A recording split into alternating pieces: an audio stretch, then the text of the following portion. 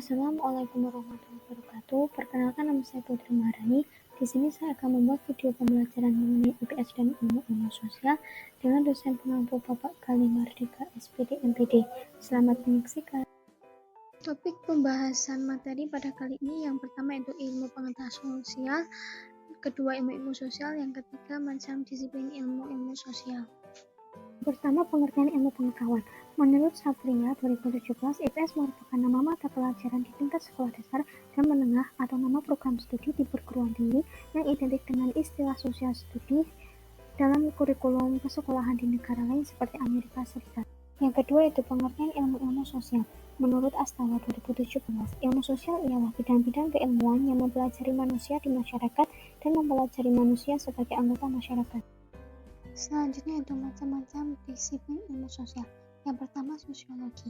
Pengertian sosiologi ialah salah satu cabang dari ilmu sosial yang mempelajari tentang pola-pola hubungan antara manusia dan manusia, baik secara individu maupun secara kelompok, yang berakibat pada lahirnya pola-pola sosial, di antaranya yaitu nilai-nilai norma dan kebiasaan yang dianut oleh manusia di dalam kelompok tersebut. Tujuan sosiologi yaitu untuk memperoleh pengetahuan yang mendalam tentang masyarakat. Selain itu, sosiologi juga bertujuan untuk meningkatkan pemahaman terhadap ciri-ciri dan sifat-sifat masyarakat, serta meningkatkan daya adaptasi diri dengan lingkungan hidupnya, terutama lingkungan sosial budayanya. Yang kedua yaitu antropologi. Antropologi merupakan ilmu yang mengkaji manusia untuk memperoleh pengertian atau pemahaman tentang manusia dengan mempelajari aneka warna bentuk fisik, masyarakat, dan kebudayaannya. Tujuan antropologi. Menurut Astawa 2017, antropologi pada hakikatnya mempunyai 3 tujuan utama, yaitu yang pertama mendeskripsikan selengkap mungkin tata arah kehidupan kelompok manusia dari berbagai sudut belahan bumi pada setiap periode dan karakter fisik manusia yang hidup pada kelompok tertentu. Yang kedua, memahami manusia sebagai kelompok tertentu secara keseluruhan. Yang ketiga, menemukan prinsip-prinsip umum tentang gaya hidup manusia serta bagaimana gaya hidup itu terbentuk. Yang ketiga itu konsep ilmu ekonomi. Konsep ilmu ekonomi merupakan ilmu yang mempelajari kebutuhan manusia dan upaya-upaya untuk memenuhi kebutuhan manusia guna mencapai kemakmuran. Manfaat mempelajari ekonomi. Yang pertama, membantu cara berpikir yang tepat dalam pengambilan keputusan. Yang kedua, membantu memahami masyarakat. Yang ketiga, membantu memahami terhadap masalah-masalah global. Yang keempat, membangun masyarakat yang lebih demokrasi. Yang keempat yaitu konsep dasar geografi. Secara bahasa, geografi berasal dari kata geo dan graphen, yang berarti bumi dan tulisan. Untuk itu, ilmu geografi membahas tentang ilmu yang mempelajari bumi. Manfaat mempelajari geografi menurut Afandi dalam Astawa 2017 mencakup 3 hal, yaitu subjektivisme, objektivisme logis, dan hasil percobaan.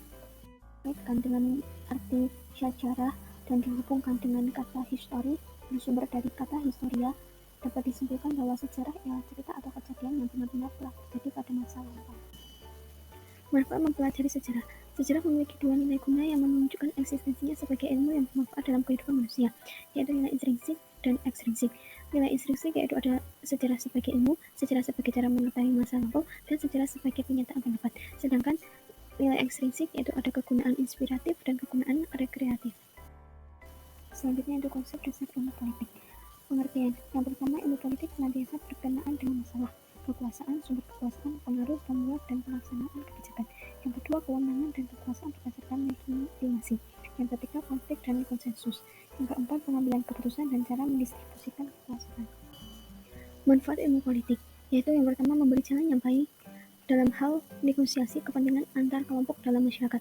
Yang kedua, membahagiakan hidup manusia yang tinggal dalam wilayah yang sama. Yang ketiga, tujuan politik ialah tindakan politik. Yang keempat, politik sebagai ilmu menaruh perhatian pada dalil-dalil keabsahan, percobaan, hukum, keragaman, dan pembentukan asas-asas universal. Yang terakhir yaitu konsep dasar psikologi sosial. Menurut Shaw dan Costanzo, Soparno, dan Sandra 2011, psikologi sosial sebagai ilmu pengetahuan yang mempelajari perilaku individual sebagai fungsi stimulus sosial. Tujuan psikologi sosial. Beberapa tujuan keilmuan dari psikologi sosial adalah untuk memahami, menjelaskan, meramalkan, memodifikasi, dan memecahkan masalah terkait dengan cara